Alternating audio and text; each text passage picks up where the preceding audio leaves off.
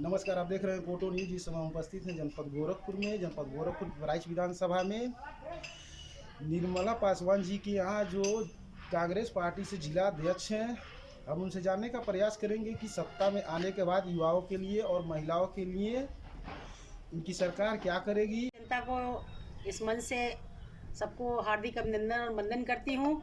ये बताइए नेताजी कि जो पेपर लीक हो जा रहे हैं, इस पे आप क्या कहना चाहेंगी? देखिए, आपको बता दें कि पेपर लीक होना तो भाजपा सरकार में आम बात हो गई है जी। और आपको बता दें कि हमारे देश के प्रधानमंत्री आदरणीय नरेंद्र मोदी जी ने देश के युवाओं से कि भाइयों बहनों मुझे जिताओ, मैं ये कर दूंगा, मैं रोजगार दे दूंगा, 2 करोड़ रोजगार दूंगा, अच्छे दिन लाएंगे। आज अच्छे दिन का परिणाम दिख रहा है। सीधा सीधा ये है कि 2 करोड़ रोजगार तो मिल ना सका, लेकिन युवा जो हैं बेरोजगार हो करके दर दर भटक रहे हैं। कहीं अगर आज चुनावी दौर आ गया है, आज लोकसभा का दौर आ गया है, तो ये जुमला झुंझुना जिसको बोलते हैं, रोजगार का झुंझुना दिखा रहे हैं, भर्ती निकाल रहे हैं। उस भर्ती में भर्ती निकलती है, बच्चे पेपर भरते हैं, 400 500 रुपए लगा के फॉर्म भरते हैं और इनकी चुनाव की तैयारी का पूरा जो पिटारा है, चुनाव की तैयारी के लिए जो पैसा है, इस पेपर से इन गरीब बच्चों से इनका चुनाव का खर्च निकलता है। और जब पेपर होता है उसके बाद पेपर लीक हो जाता है। ये नौजवानों के साथ सीधा सीधा नरेंद्र मोदी जी खिलवाड़ कर रहे हैं। अगर ये पढ़े लिखे रहते, इनके पास शिक्षा रहती, तो इस तरह का कृत्य नहीं करते। आज जो देश के नौजवान झेल रहे हैं, रोजगार के नाम पर ये झुंझुना पकड़ा दे रहे हैं। कहीं अग्निवीर है तो कहीं कुछ है, तो कहीं कोई भर्ती निकल रही है, जबकि आज सारा जग जान गया है कि नरेंद्र मोदी सिर्फ और सिर्फ झूठे का पिटारा है और सिर्फ झूठ बोलने के सिवा वो कुछ नहीं कर रहे हैं। नेताजी ये बताइए कि जो अवैध वसूली किया जा रहा है बच्चों से, प्राइवेट संस्था वाले लूट रहे हैं, उस पर क्या कहना चाहेंगी? हम आपको बता रहे हैं कि ये पूरी प्राइवेट की संस्थाएं जो लूट रही हैं, सब इनके इशारे पे लूट रही हैं। हमारी सरकार आएगी तो ये सब बंद करके और लुटेरों को जेल भेजा जाएगा। महिलाओं की सुरक्षा को लेकर मैम क्या कहेंगे? देखिए, महिला सुरक्षा इस सरकार में तो संभव नहीं है। महिलाओं के जो कहते हैं कि महिला हर जगह सुरक्षित है, बेटियां पढ़ाओ, बेटी बढ़ाओ, बेटी पढ़ाओ, तो ये बेटियों का हनन हो रहा है। बेटी को पढ़ा क्या रहे हैं, बेटी को उठवा रहे हैं, और महिलाओं को कहाँ सुरक्षा मिल रही है? महिलाएं कहाँ सुरक्षित है? जगह जगह रेप करके मार डाला जा रहा है, बलात्कार किया जा रहा है, सड़कों पे कहीं सुरक्षित नहीं है। अभी कानपुर की घटना देख लीजिए, गरीब बेटियों को नग्न करके उनके सामने उनका वीडियो बना करके उन्हें वायरल किया जा रहा है और वह लास्ट में वह बेटियां मर गई। इतना गंदा कृत्य है। ऐसे प्रधानमंत्री, ऐसे मुख्यमंत्री को तो इस्तीफा देना चाहिए।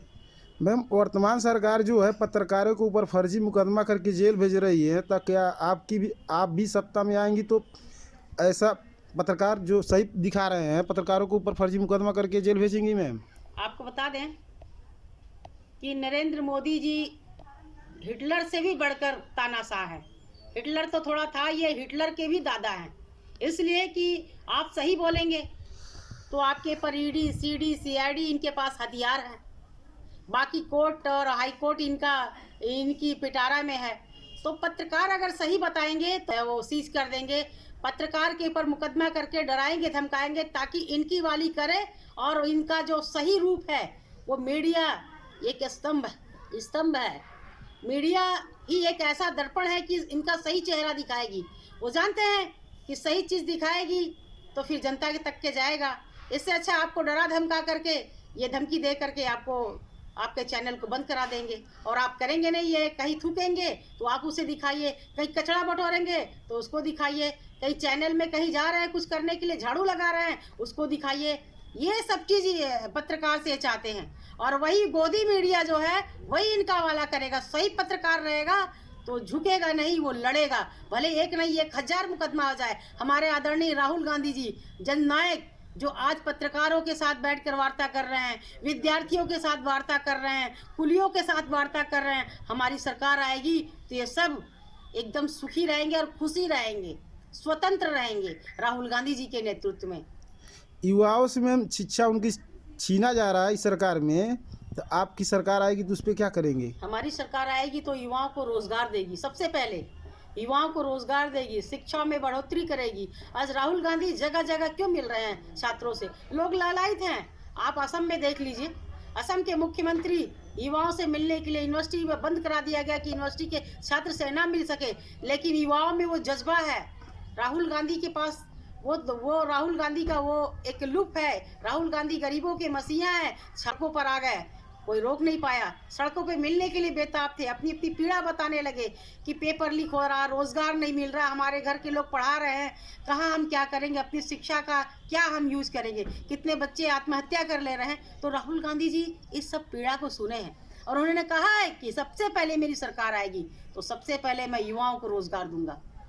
पत्रकारों के ऊपर में वर्तमान सरकार हमला करा रही थी, इस पर आप क्या कहेंगे? पत्रकारों के ऊपर वर्तमान सरकार जो हमला करा रही है वो काफ़ी निंदनीय है।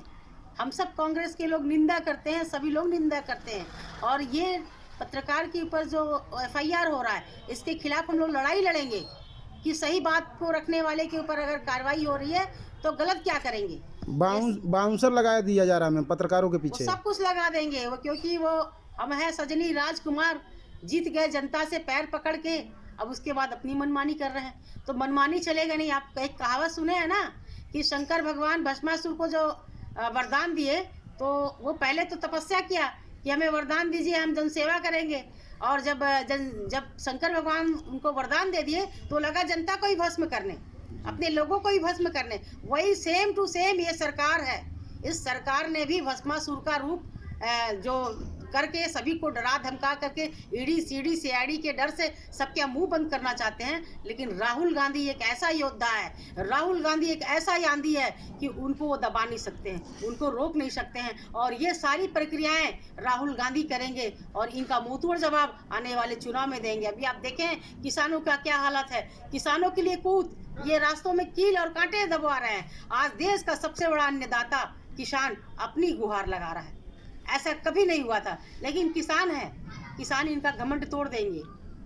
युवाओं का मैम कंप्लेन जनता दरबार गोरखनाथ मंदिर में लगाया जाता है, युवा वहाँ कंप्लेन लेके जाते हैं, अपना फरियादी जो भी शिकायत रहता है तो शिकायत नहीं लिया जाता है।